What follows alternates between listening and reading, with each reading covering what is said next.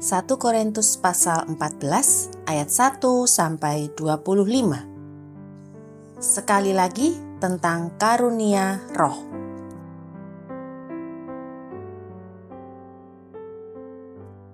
Kejarlah kasih itu dan usahakanlah dirimu memperoleh karunia-karunia roh, terutama karunia untuk bernubuat. Siapa yang berkata-kata dengan bahasa roh, tidak berkata-kata kepada manusia, tetapi kepada Allah. Sebab tidak ada seorang pun yang mengerti bahasanya.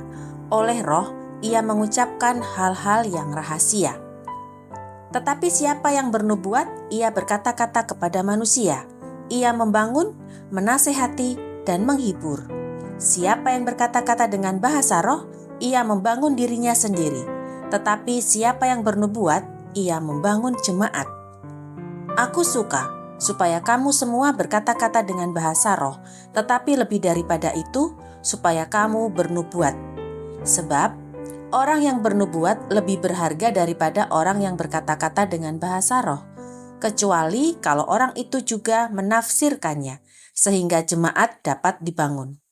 Jadi, saudara-saudara, jika aku datang kepadamu dan berkata-kata dengan bahasa roh, apakah gunanya itu bagimu jika aku tidak menyampaikan kepadamu penyataan Allah atau pengetahuan atau nubuat atau pengajaran?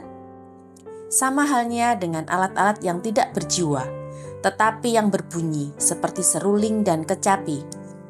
Bagaimanakah orang dapat mengetahui lagu apakah yang dimainkan seruling atau kecapi kalau keduanya tidak mengeluarkan bunyi yang berbeda? Atau jika nafiri tidak mengeluarkan bunyi yang terang, siapakah yang menyiapkan diri untuk berperang? Demikianlah juga kamu yang berkata-kata dengan bahasa roh. Jika kamu tidak mempergunakan kata-kata yang jelas, bagaimanakah orang dapat mengerti apa yang kamu katakan? Kata-katamu sia-sia saja, kamu ucapkan di udara.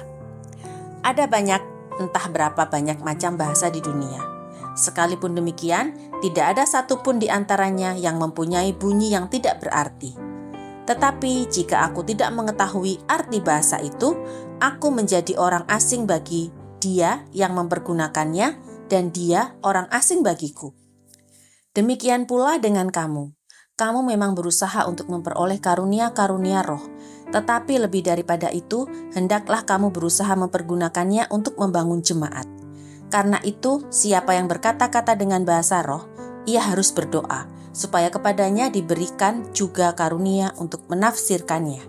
Sebab jika aku berdoa dengan bahasa roh, maka rohkulah yang berdoa, tetapi akal budiku tidak turut berdoa. Jadi, apakah yang harus kubuat?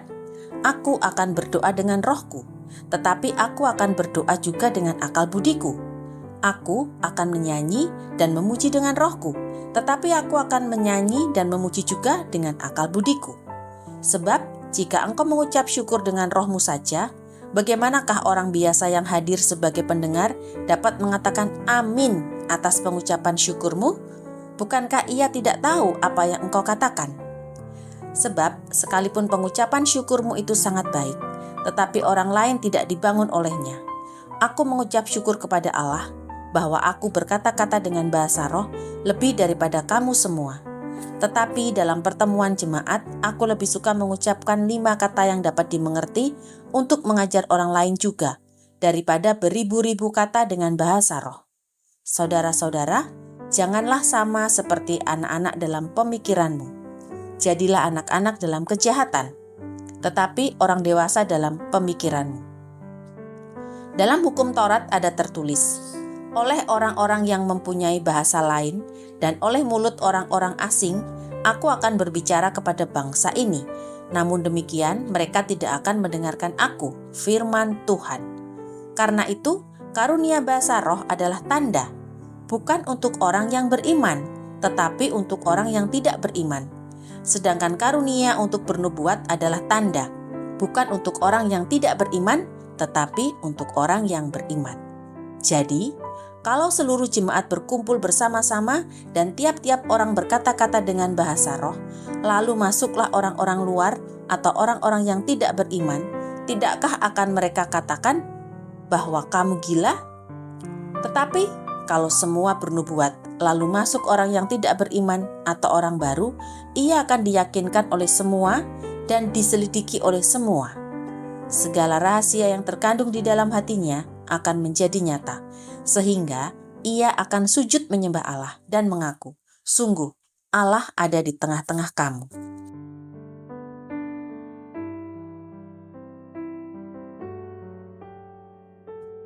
Ayat 26-40. Peraturan dalam pertemuan jemaat.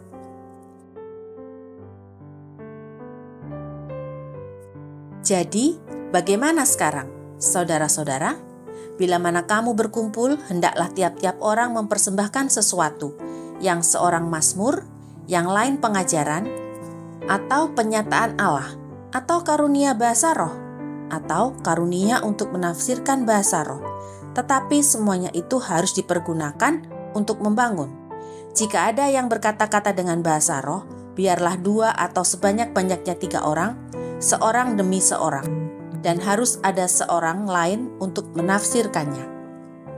Jika tidak ada orang yang dapat menafsirkannya, hendaklah mereka berdiam diri dalam pertemuan jemaat dan hanya boleh berkata-kata kepada dirinya sendiri dan kepada Allah. Tentang nabi-nabi, baiklah 2 atau 3 orang di antaranya berkata-kata dan yang lain menanggapi apa yang mereka katakan.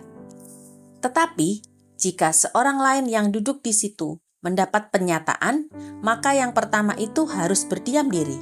Sebab kamu semua boleh bernubuat seorang demi seorang, sehingga kamu semua dapat belajar dan beroleh kekuatan. Karunia nabi takluk kepada nabi-nabi, sebab Allah tidak menghendaki kekacauan, tetapi damai sejahtera. Sama seperti dalam semua jemaat, orang-orang kudus, perempuan-perempuan harus berdiam diri dalam pertemuan-pertemuan jemaat, sebab mereka tidak diperbolehkan untuk berbicara. Mereka harus menundukkan diri, seperti yang dikatakan juga oleh hukum Taurat. Jika mereka ingin mengetahui sesuatu, baiklah mereka menanyakannya kepada suaminya di rumah, sebab tidak sopan bagi perempuan untuk berbicara dalam pertemuan jemaat. Atau, adakah firman Allah mulai dari kamu? Atau hanya kepada kamu sajakah firman itu telah datang? Jika seorang menganggap dirinya nabi atau orang yang mendapat karunia rohani, ia harus sadar bahwa apa yang kukatakan kepadamu adalah perintah Tuhan. Tetapi, jika ia tidak mengindahkannya, janganlah kamu mengindahkan dia. Karena itu, saudara-saudaraku, usahakanlah dirimu untuk memperoleh karunia untuk bernubuat, dan janganlah melarang orang yang berkata-kata dengan bahasa roh. Tetapi, segala sesuatu harus berlangsung dengan sopan dan teratur.